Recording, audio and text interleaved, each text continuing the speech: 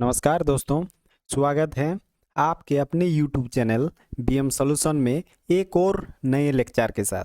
और आज की इस लेक्चर में GDS to MTS postman PAS से आने वाले एग्ज़ाम के लिए कुछ अति महत्वपूर्ण MCQ को मैंने सिलेक्ट करके इस वीडियो को बनाया हूं। तो चलिए आज की इस प्रश्नों को बारी बारी से देखते हैं और हल भी करते हैं। तो चलते हैं पहले प्रश्न की ओर।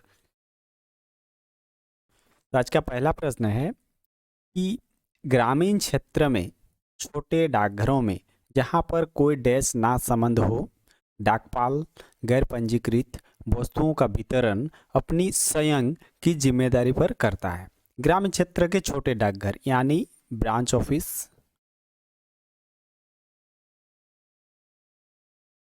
जिसको हम लोग BO बोलते हैं, ठीक है। तो ग्रामीण क्षेत्रों में छोटे डाकघरों में जहां पर कोई डैश ना संबंध हो, डाकपाल गैर पंजीकृत वस्तुओं का वितरण अपनी स्वयं की जिम्मेदारी पर करता है। In the small post office in rural areas where A dash is not attached, the postmaster makes arrangement to deliver the registered article on his responsibility. Option है MTS postal assistant, delivery agent और postman mail overseer. तो ग्रामीण क्षेत्र में जो छोटे डाकघर हैं जहां पर अगर कोई डिलीवरी एजेंट और ना ही कोई पोस्टमैन को वहां पर रखा गया है, तो उस स्थिति में क्या करता है, जो वहाँ का ऑफिस इंचार्ज होता है यानी ब्रांच पोस्टमास्टर होता है, वो अपने स्वयं की जिम्मेदारी पर गैर पंजीकृत वस्तुओं का वितरण करता है। तो इस खाली स्थान में क्या हो जाएगा, डिलीवरी एजेंट और पोस्टमैन, यानी तीसरा ऑप्शन जो है सही हो जाएगा। एक धनादेश का भुगतान प्राप्तकर्ता के घर पर उसके द्वारा धनादेश तथा डैश में हस्ताक्षर करने पर किया जाता है। The payment of a money order is made at the address of the payee on his signing the money order and dash. तो इसमें आपको बताना है कि अगर कोई किसी के नाम से धनादेश आया है और प्राप्तकर्ता के घर पर उसके द्वारा धनादेश तथा डैश में हस्ताक्षर करने पर किया जाता है। ऑप्शन है device, postman visit book, delivery slip या एक्नॉलेजमेंट। तो धनादेश जैसे ही उस कस्टमर को दिया जाता है, उसके साथ जो मनी ऑर्डर का एक्नॉलेजमेंट स्लिप होता है यानी पावती जो पर्ची होता है, उसमें भी साइन कराना अनिवार्य है। साइन करेगा तभी उनको धनादेश दिया जाता है। तो चौथा ऑप्शन जो है ये सही हो जाएगा, एक्नॉलेजमेंट यानी पावती पर्ची।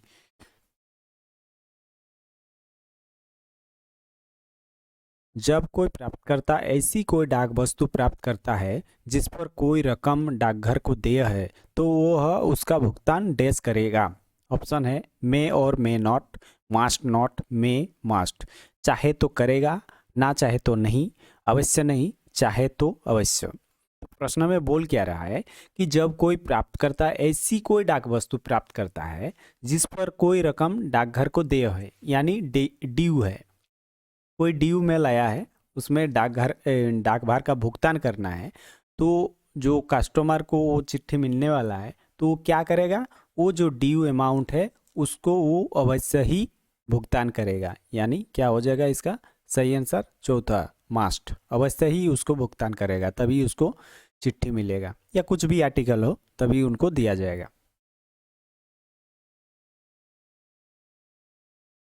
जनता को सलाह दी जाती है कि डाक प्रभार का भुगतान करने के लिए बड़े मूल्य वर्ग के डैश संख्या में डाक टिकट प्रयोग किए जाएं। Minimum, large, odd, even. न्यूनतम, बड़ी, विषम, सम। तो जनता को क्या सलाह दिया जाता है कि वो जब भी डाक प्रभार का भुगतान करे डाक टिकट के जरिए, तो उसमें क्या कहा जाता है, हमेशा कहा जाता है कि बड़े मूल्य वर्ग के न्यूनतम डाक टिकट उसमें चिपकाकर भुगतान किया जाए। तो इसका सही आंसर हो जाएगा मिनिमम, न्यूनतम, पहला ऑप्शन सही हो जाएगा। प्रत्येक डैश को ऐसे बंद और पैक करना चाहिए कि उसके किनारे नुकीले न बने।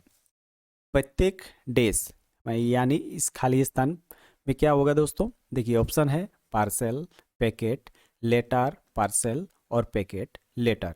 यानी पार्सल, पैकेट, पत्र, पार्सल और पैकेट या पत्र। तो ऐसी कौन सी चीज़ है जिसको बंद और पैक करना चाहिए? कैसे? चाहे उसके साइड में जो चिट्ठी हो, चाहे कोई पैकेट, बड़ा पैकेट हो, उसके किनारे नुकीले ना बने। तो क्या चीज़ हो जाएगा इसका? लेटर, पार्सल और पैकेट। चाहे पत्र हो या पार्सल हो, चाहे पैकेट हो, बढ़िया से पैक करना चाहिए ताकि उनके किनारे में कुछ नुकीले ना बने। तो सही आंसर हो जाएगा तीसरा ऑप्शन। किसी डाक वस्तु में फ्रैंकिंग मशीन का छाप उसके प्राप्तकर्ता के पत्ते वाली तरफ लेनी चाहिए।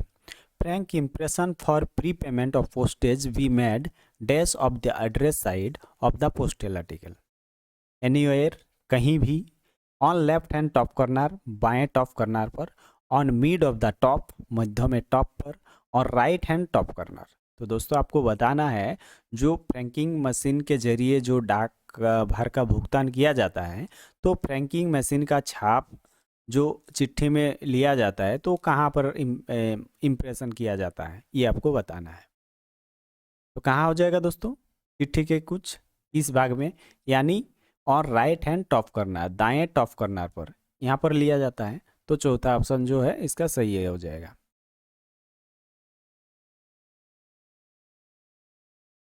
किसी पत्र में प्राप्तकर्ता का पता उस पत्र की लंबाई वाली तरफ के डैश एवं नीचे वाले आधे हिस्से में दाईं तरफ लिखा जाना चाहिए। किसी पत्र में प्राप्तकर्ता जिसको आप भेज रहे हैं, मान लीजिए यह हो गया आपका चिट्ठी, तो जिसको आप भेज रहे हैं उसका पता उस पत्र की लंबाई वाली तरफ मतलब इस साइड में तरफ डैश एवं नीचे वाले आधे हिस्से में दाएं तरफ लिखा जाना चाहिए। तो कहाँ पर? डायगोनल यानी विकर्ण में, पैरेलल यानी समांतर, क्रॉस क्रॉस में, एनीवेयर कहीं भी। तो बताइए कौन सा सही हो जाएगा? तो देखिए कुछ इस प्रकार से लिखना होगा कि वो समांतर हो, ठीक है, वो समांतर होना चाहिए। तो यहाँ पर खाली स्थान में क्या हो जाएगा? पैरेलल, समांतर। किसी पत्र में प्राप्तकर्ता का पता उस पत्र की लंबाई वाली तरफ के समांतर, यहाँ समांतर हो जाएगा, समांतर, एवं नीचे वाले आधे हिस्से में दाईं तरफ लिखा जाना चाहिए। तो दूसरा ऑप्शन जो है ये सही हो जाएगा। शाखा डाकघर, बचत बैंक जमा और बचत बैंक डैश एक वर्जित तरीके से सीधे करते हैं। BOs accepts SV deposits and effect SV dash directly in a restricted manner। जो जो शाखा डाकघर होता है, जो ब्रांच ऑफिस होता है, वो बचत बैंक में जमा और बचत बैंक में क्या करता है? निकासी करता है। तो वो जो करता है वो एक वर्जित तरीके से करता है, उसमें लिमिट रखा गया है, ठीक है। तो खाली स्थान में क्या हो जाएगा? निकासी हो जाएगा। दूसरा ऑप्शन जो है सही हो जाएगा, विथड्रॉल्स, निकासी। देश का नियंत्रण रेल डाक सेवा के प्रवर अधीक्षक द्वारा किया जाता है। Are controlled by the senior superintendent और सुपरिंटेंडेंट्स RMS।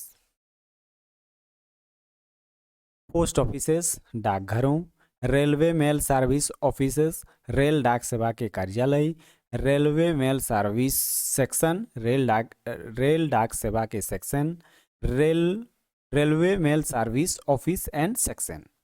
तो जो रेल डाक सेवा के प्रवर अधीक्षक और अधीक्षक द्वारा किसको नियंत्रण किया जाता है, ये आपको बताना है।